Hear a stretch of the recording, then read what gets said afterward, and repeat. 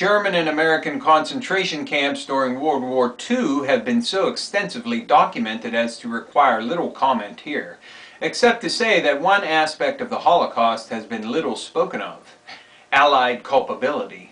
Quoting Ahrens and Loftus in Unholy Trinity, the Vatican, the Nazis, and Soviet intelligence, in April 1943, a conference of British and American officials formally decided that nothing should be done about the Holocaust and ruled out all plans for mass rescue. The Foreign Office and the State Department were both afraid that the Third Reich would be quite willing, indeed eager, to stop the gas chambers, empty the concentration camps, and let hundreds of thousands, if not millions, of Jewish survivors emigrate to freedom in the West.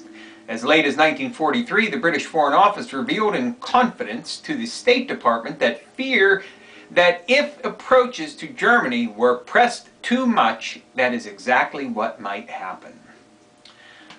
That's from Mind Control and UFOs, a casebook on Alternative 3 by Jim Keith.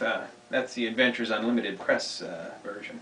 Hello and welcome to another edition of the Stench of Truth. One of my viewers requested that I talk about about what's going on in the Ukraine, and I have been following this story, trying to get a handle on it.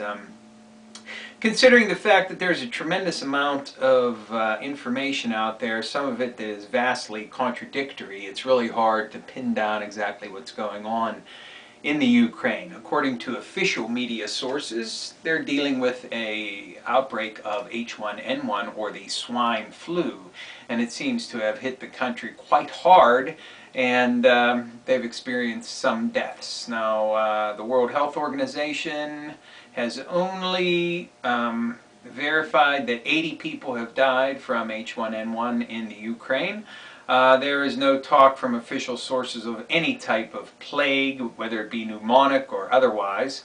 And in any of the reportage that I've seen that actually talks to officials in the Ukraine, it seems to me that we're not dealing with something on the order of a plague. Now, the other thing is this whole Joseph Moshe thing. And with the standoff with the person some while back who was very resistant to attempts to take him in. This guy was in a slow-speed chase involving the police. He was repeatedly tear-gassed, showed some resistance to it, which led to a lot of people believing that he had been trained in some capacity, and this led to lots of speculation as to who this person was.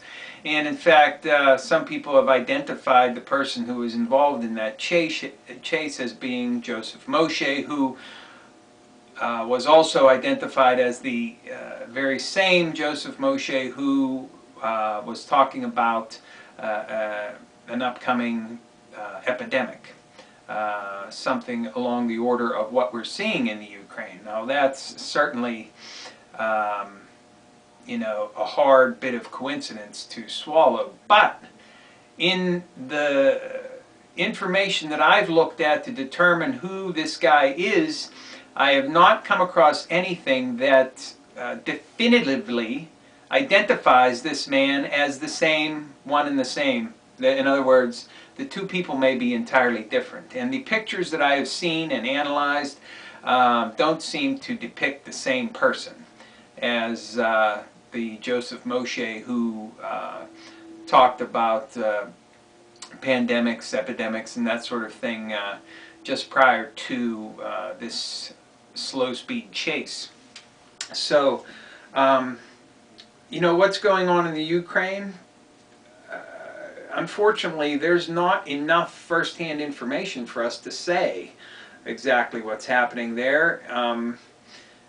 You know, it could be some mutation of a regular flu virus. It could be some form of plague. It could be a lot of things. But the fact of the matter is that everything is being blown out of proportion in a lot of different ways. I don't believe the Joseph Moshe who talked about, you know, plagues and emerging viruses and whatnot. is in fact the same person that was captured in that slow-speed chase. Even though I think that person who was involved in that is certainly someone of interest that should in fact be subjected to some form of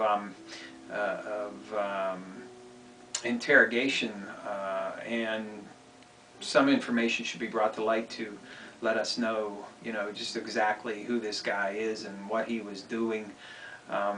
And if in fact that was not the Joseph Moshe, then obviously the Joseph Moshe, wherever he is, supposedly he was deported to Israel, should